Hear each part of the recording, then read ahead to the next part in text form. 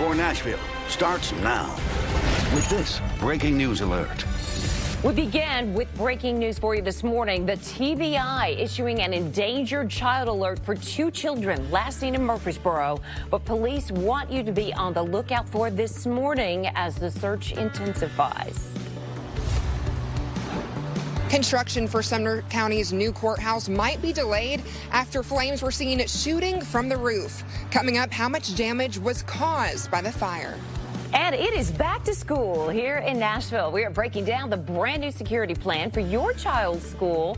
That and much more. It's all coming up. Hey, thanks for joining us, Nashville. We do have a lot to get to this morning. Glad to have you folks in Middle Tennessee and Southern Kentucky waking up with us this morning. Stefano, we've got a lot of students headed to class this morning. We've got a beautiful start for them right here in the Nashville area. How are we shaping up for the rest of the day? It is going to be a day where we have to watch out for a pop-up shower or thunderstorm this afternoon. But compared to what we saw this weekend, today looks much more isolated. Now, tomorrow and Wednesday, that's a little bit of a different story, but a lovely start to our day. Getting the kids off to school this morning goes off without any big problems. Beautiful sunrise over Nashville right now, and temperatures that are in the 70s. Nashville 71, Hendersonville at 72, Westmoreland 71, Antioch at 69, Gladeville 70, and good morning in Watertown, also right at 70 right now. Here's the bigger picture. Few 60s, Murfreesboro 69, Lewisburg at 68, Crossville at 66, Springfield 72, Hopkinsville 72, and Lawrenceburg coming in right at that 70 mark. How about First Alert Live radar? No rain to talk about. We are dry this morning, and I think most of us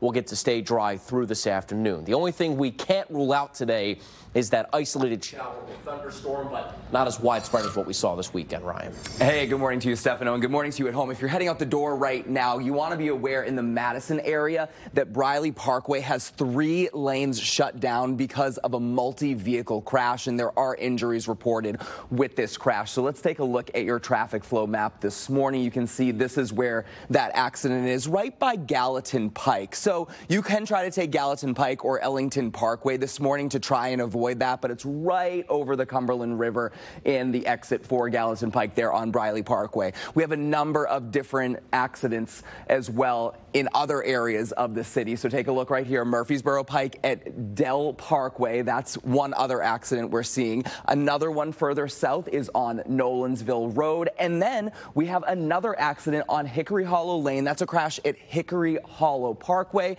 And one stalled vehicle in West Nashville that's really not a problem for anyone right now. This is on Old Hickory Boulevard on I-40 East.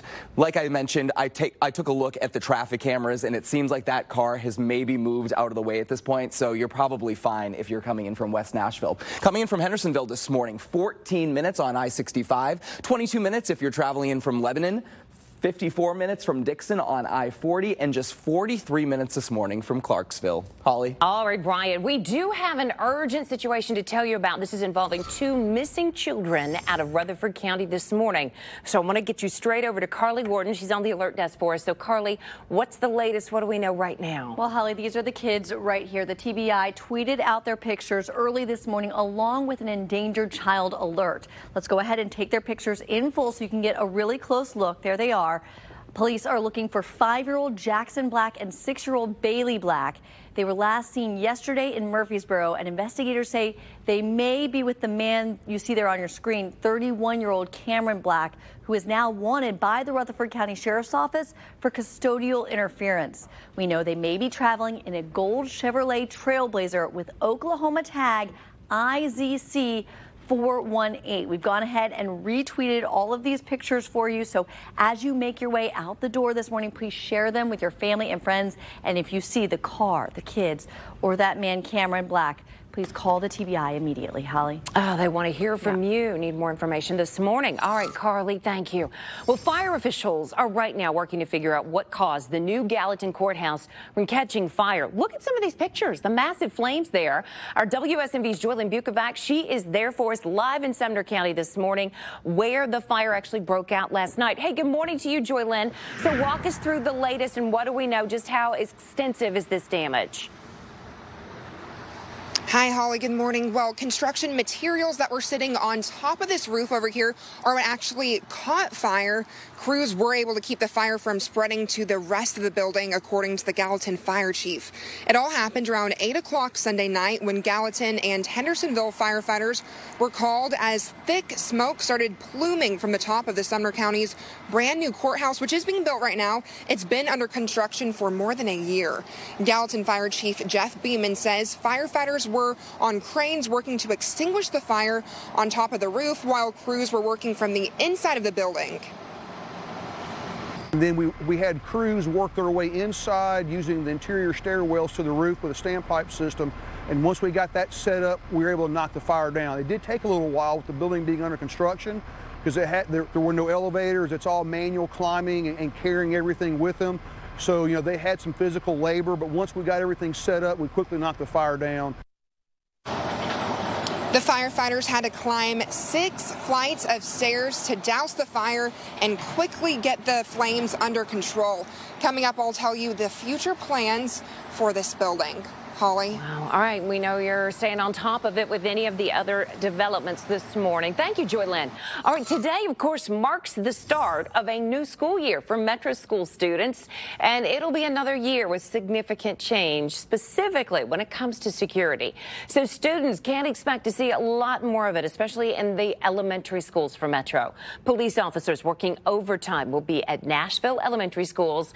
That's from 7:30 to 11:30 a.m. Now, after that, on-duty officers will visit these elementary schools regularly. Dr. Adrian Battle says the schools are working with Metro Police to make sure all school buildings are more secure.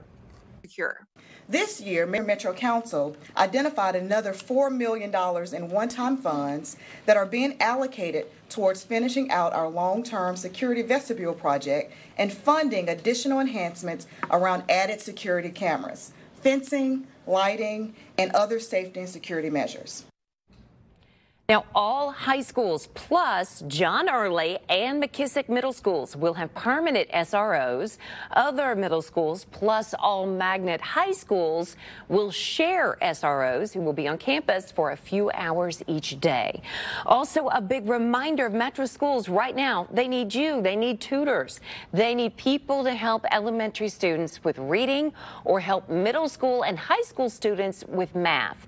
Now, the volunteer tutors will help students for 30 minutes 3 times a week. It's all virtual, so they say it really doesn't matter where you live. Also this morning, we are remembering the life of longtime Tennessee law enforcement official Larry Wallace. The former TBI director, highway patrol colonel, and sheriff has died. Wallace served with THP from 1987 to 92 before joining TBI as their director from 1992 to 2003.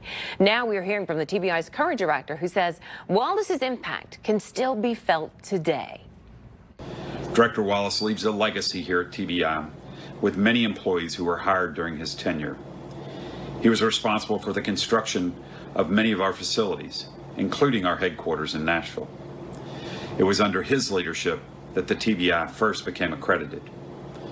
Our heartfelt condolences and prayers go out to Larry's family and those fortunate enough to call him friend.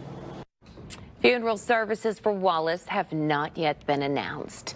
And funeral services for former Metro Police Chief Joe Casey will be this week. We know several visitation services are scheduled and starts on Thursday there at Phillips Robinson Funeral Home. That's on Gallatin Pike. His funeral is Saturday at Parkway Baptist Church in Goodlettsville. Chief Casey served with Metro Police for nearly 4 decades. Well, he passed away July 31st, which was his 96th birthday. Thoughts and prayers with his family. All right, we're at 6:08. Stefano, we're checking in with you. And good morning, everyone. As we're waking up and getting the kids ready to head out to the bus stop, for some of us for the first time this year, good news is no big weather problems this morning. Few areas of patchy fog, mostly east of I-65, but a lot of us waking up to plenty of sunshine with temperatures that are in the 70s. I can't totally rule out an afternoon pop-up thunderstorm. Much of us are going to end up staying dry, though, with temperatures in the upper 80s, even actually in the lower 90s in some spots. So still with the heat and humidity combo. But when I come back, after some rainfall over the next couple of days, a cool down is coming our way with your full forecast, Carly. And a big bust at Nashville International Airport. After the break, we'll tell you what police found inside a suitcase. Also ahead, President Biden will travel to eastern Kentucky for his first trip post-COVID. His agenda as he tours storm damage there in the state for the